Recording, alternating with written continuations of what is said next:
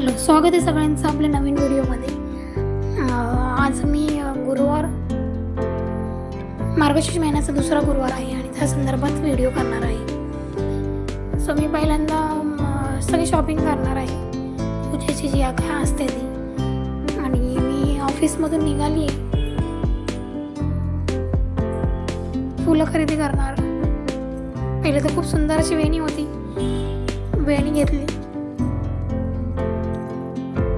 वेणी, सुट्टी फुले, हार त्याची खरेदी केली। त्याच्यानंतर पूजेला फळं लागतात, फळांची खरेदी केली। आणि स्पेशली सईला आमच्या अननस पाहिजे होता, अननस मला तिथे मिळाला। सई खुश होते त्या दिवशी, कारण तिला अननस मिळाला।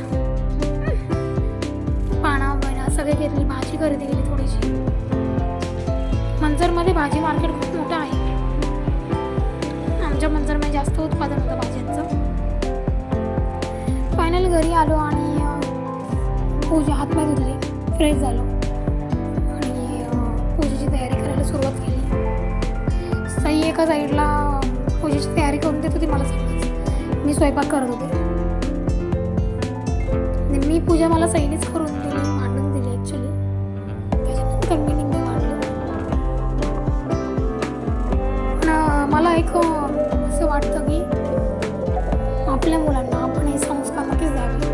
आपण खूप आपल्याला अभिमान आहे की आपण हिंदू धर्मात जन्म घेतलेला आहे आणि आपले रीतिरिवाज जे काय आहेत ते आपल्या पुढच्या पिढीने सुद्धा फॉलो करावे। त्यांना त्यासाठी आपण त्यांच्यासाठी प्रयत्न करावा की आत्ताच पासून त्यांना त्याची सवय लावावी, त्यांना ते संस्कार द्यावे।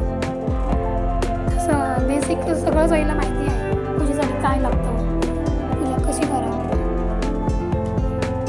बेसिक गोष्टी सगळ्या सईला माहिती आहे, कशा मांडायच्या, कशा करायच्या। त्यामुळे मला थोडी मदत होती, सोपं पडतं जरा।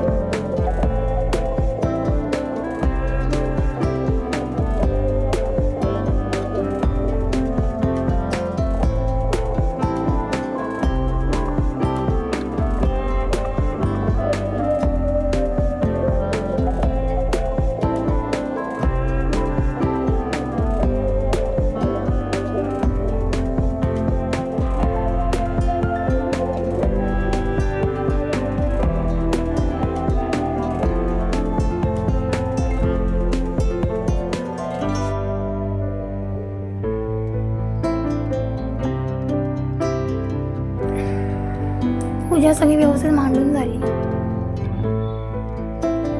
पूजा करून देखील झाली.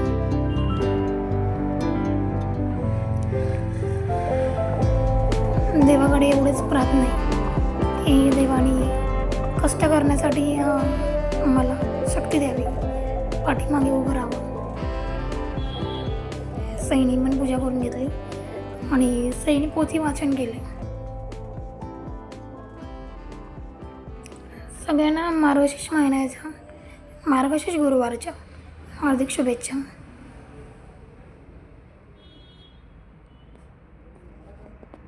व्हिडिओ शेवटपर्यंत बघितला त्याबद्दल खरंच खूप खूप धन्यवाद. व्हिडिओला नवीन जे कोण बघत असतील तर चॅनलला जाऊन सबस्क्राईब करा, लाईक करा, शेअर करा, छान छान कमेंट